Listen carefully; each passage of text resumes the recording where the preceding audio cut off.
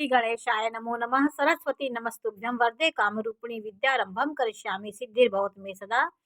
शिव शक्ति को कोटि कोटि प्रणाम। मेरे श्रोतागण, हम कुंडली से कैसे जाने कि हम किस पक्ष में मेरा जन्म है, मेरा कृष्ण पक्ष में जन्म है कि शुक्ल पक्ष में, ये हम कैसे जाने।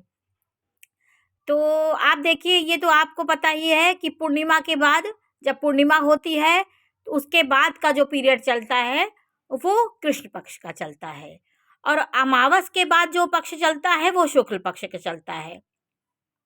तो शुक्ल पक्ष के बारे में मैं आपको जानकारी दे रही हूँ कि जैसे अमावस थी, दीपावली का दिन था, उसमें सूर्य, चंद्रमा, मंगल सब एक राशि में से गोचर कर रहे थे। तो चंद्रमा जब अपने बाईं तरफ जाता है, चंद्रमा जैसे अब ये अमावस की रात हो गई, अब उसके बाद 7 के बाद चंद्रमा 8 में गया, 9 में गया, 10, 11, 12 इसमें गया।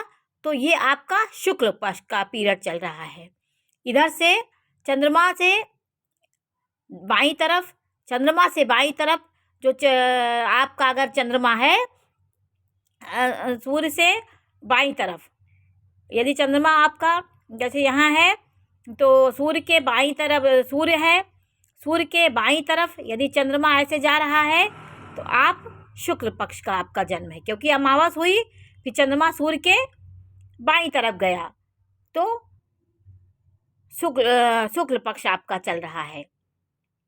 तो हम ये इन्हों से भी जान सकते हैं कि मेरा जन्म शुक्ल पक्ष का है कि कृष्ण पक्ष का है। तो अमावस के बाद आपको पता है कि अमावस जिस दिन लगता है उसके दूसरे दिन शुक्ल पक्ष की शुरुआत हो जाती है।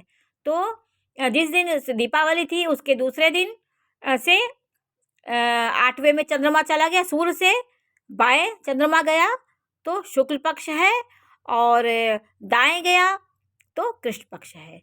तो देखिए, आपको मैं ये शुक्ल पक्ष का है बायां तरफ, और दायां तरफ जो होता है वो कृष्ण पक्ष का होता है। देखिए, ये अब पूर्णिमा का जन्म है। आपका जन्म यदि सूर्य चंद्रमा आमने सामने है तो आपका पूर्णिमा का जन्म है, तो आपका पूर्णिमा का जन्म है।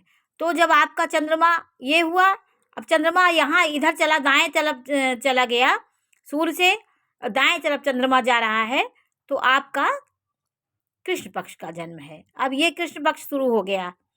अब देखिए, यहाँ से 2.25 दिन की एक राशि होती है, तो चंद्रमा मेष में रहेगा, फिर 2.25 दिन के बाद वृषभ में जाएगा, फिर 2.25 दिन के बाद मिथुन में जाएगा, फिर 2.25 दिन के बाद कर्क में जाएगा, 2.25 दिन के बाद सिंह राशि में जाएगा, फिर कन्या। इस तरह 2-2 गिन लीजिए, 2 का 2, 2 दूनी 4, 2 3 6, 2 4, 2 5 10, और 1.5 का जो है 2.25, इसको मिलाकर के 15 दिन का एक पक्ष होता है। तो आधा 15, आधा कृष्ण पक्ष और शुक्ल पक्ष का चंद्रमा होता है। तो अब पूर्णिमा के बाद अमावस आती है, तो चंद्रमा दाहिने तरफ जाएगा, सूर्य के दाहिने तरफ चंद्रमा घूमेगा।